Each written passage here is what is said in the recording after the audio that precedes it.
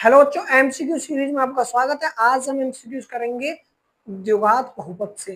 ठीक है, आज हम चैप्टर 2 से एमसीक्यूज करने वाले हैं। तो पहला क्वेश्चन देखते हैं। देखो, बहुपद 3x² प्लस के 5x प्लस के 2 के शून्यकों का योगफल। देखो बच्चा, इनका फॉर्मूला रहता है शून्यकों का योगफल और शून्यकों का गुणनफल। जब शून्यकों का योगफल की बात हो, शून्यकों का योगफल, ठीक है, और ये रहता है अल्फा प्लस बीटा।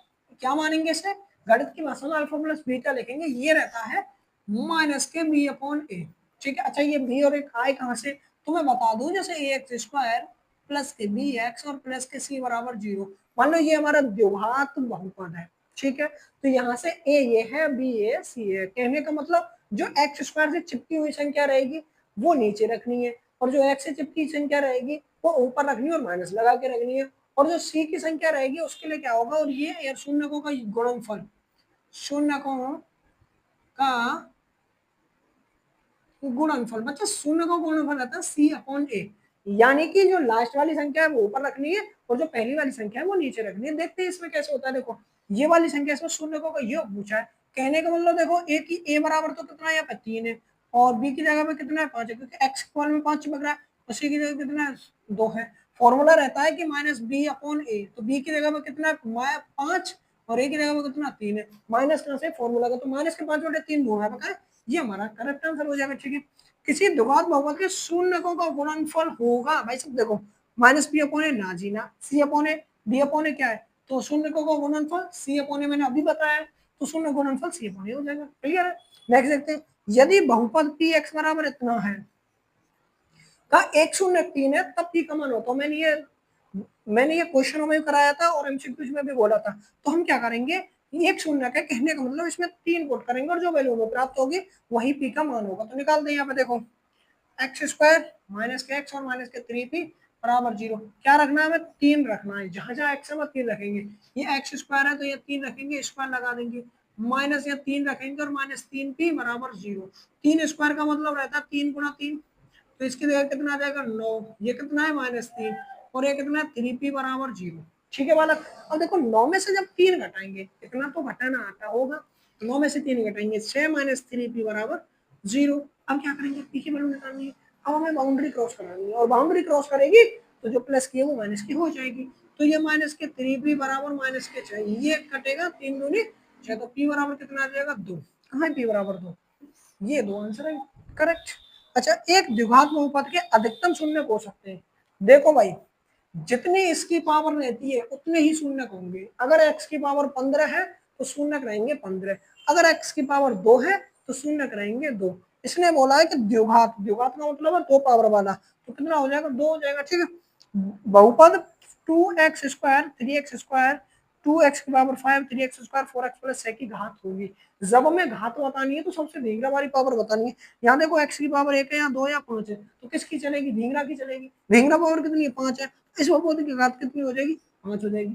ठीक है बच्चों, अब देखते हैं नेक्स्ट क्वेश्चन। देखो नेक्स्ट क्वेश्चन क्या है कि द्विघात x² प्लस 18x और प्लस के 81 में शून्यकों का गुणनफल बताओ। मैंने पहले बताया था शून्यकों का गुणनफल अल्फा इंटू बीटा सी अपॉन ए रहता है। ठीक है, तो पहली वाली संख्या हमारी ए के बराबर रहती है, तो यहाँ ए के बराबर 1 रहेगा, कोई संख्या नहीं है तो 1 तो सब जगह रहता है। ये जो दूसरी वाली है, जो बी बराबर कितना रहेगा, 18, और सी बराबर कितना रहेगा हमारा, 81, तो सी अपॉन ए, सी की वैल्यू कितनी है, 81, ए की वैल्यू कितनी है, एक, तो 81/1 कहीं दिखाई दे रहा है, तो ये रहा ना, ये हमारा हो जाएगा शून्यकों का गुणनफल। निम्न ग्राफ में शून्यकों की संख्या है। निम्न ग्राफ में शून्यकों की संख्या का मतलब है ये हमारा ग्राफ और शून्यकों की संख्या बतानी है। ठीक है, तो बच्चों देखो, ये वाली ये लाइन होती है y की और ये लाइन होती है हमारी x की। समझ में आ गए?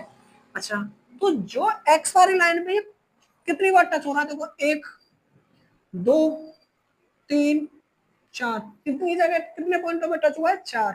तो हमारा जो शून्यकों की संख्या कितनी हो जाएगी, 4। नेक्स्ट क्वेश्चन, निम्न में कौन सा बहुपद है। देखो बेटा, बहुपद पता करनी है, और बहुपद ध्यान रखना, बहुपद में 2 चीज रहती है, एक रहती है चर और एक रहती है अचर।